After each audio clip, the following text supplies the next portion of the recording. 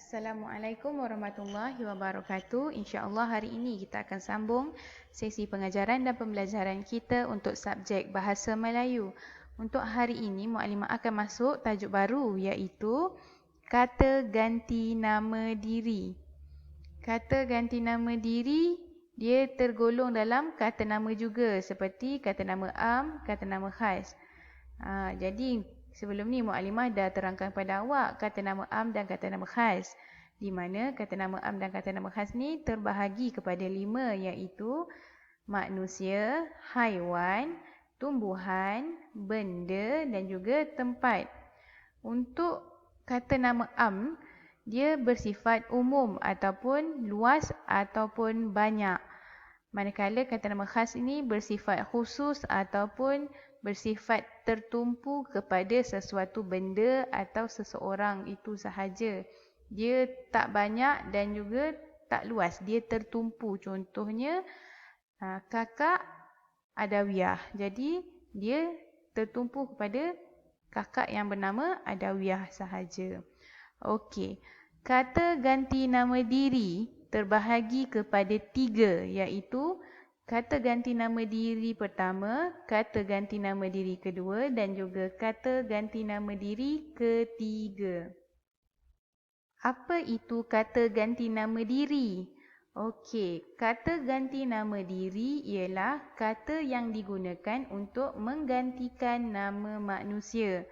Kita guna kata ganti nama diri ni untuk kita nak gantikan nama manusia. Manusia sahaja ya, orang sahaja. Haiwan atau benda atau tempat kita tak guna kata ganti nama diri, hanya untuk manusia. Baiklah, ini contoh kata ganti nama diri. Yang pertama, kata ganti nama diri pertama, saya, aku, kita dan juga kami. Kata ganti nama diri kedua ialah awak, engkau, kamu dan juga kalian. Kata ganti nama diri ketiga pula ialah dia, beliau, baginda dan mereka. Untuk kata ganti nama diri pertama untuk digunakan untuk penutur iaitu orang yang sedang bercakap. Untuk kata ganti nama diri kedua pula untuk pendengar iaitu orang yang sedang mendengar, penutur yang sedang bercakap. Contoh, penutur ialah Muallimah, orang yang sedang bercakap. Pendengar ialah awak semua iaitu anak-anak murid Muallimah. Okey, kata ganti nama diri ketiga pula ialah orang yang diceritakan halnya.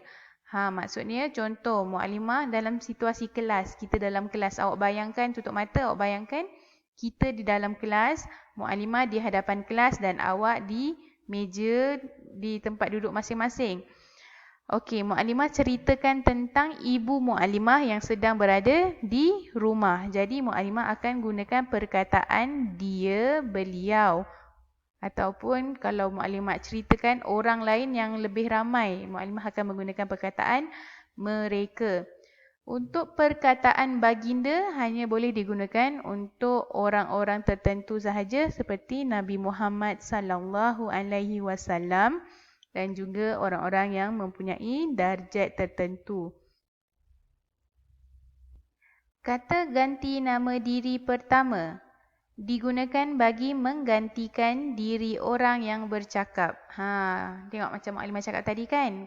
Kata ganti nama diri pertama ni digunakan untuk nak gantikan nama orang yang sedang bercakap.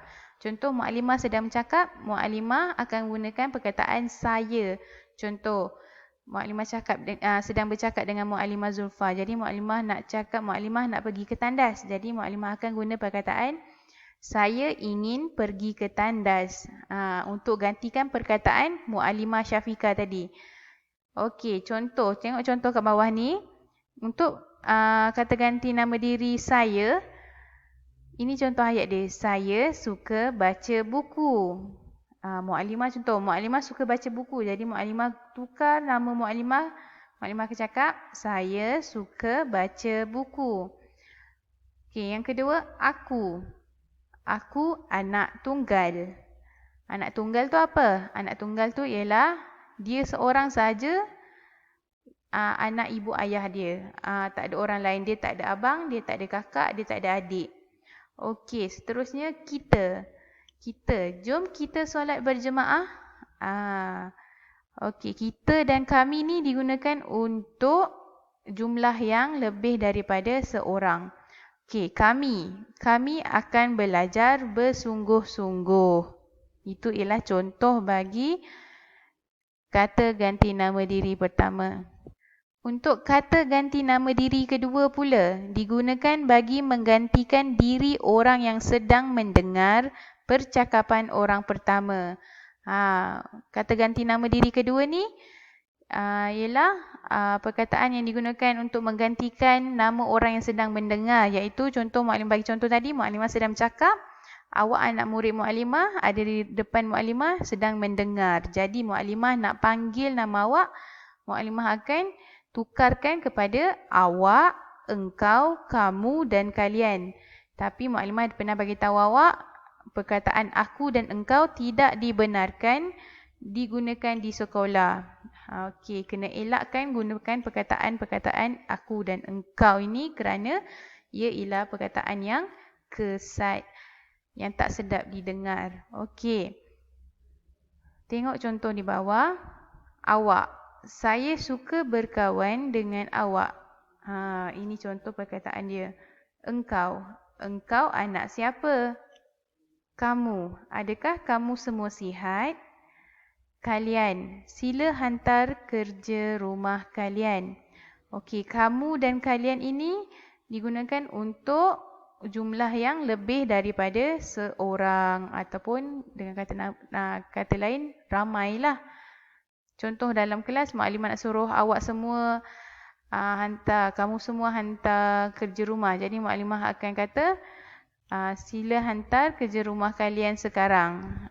Kalian tu maksudnya awak semua, kamu semua. Okey? Kata ganti nama diri ketiga digunakan bagi menggantikan diri orang lain yang sedang diperkatakan halnya. Maksudnya untuk Mukadimah dengan awak semua sedang berborak tentang orang lain yang tiada di dalam kelas. Jadi kita boleh gunakan perkataan dia, baginda, beliau dan juga mereka.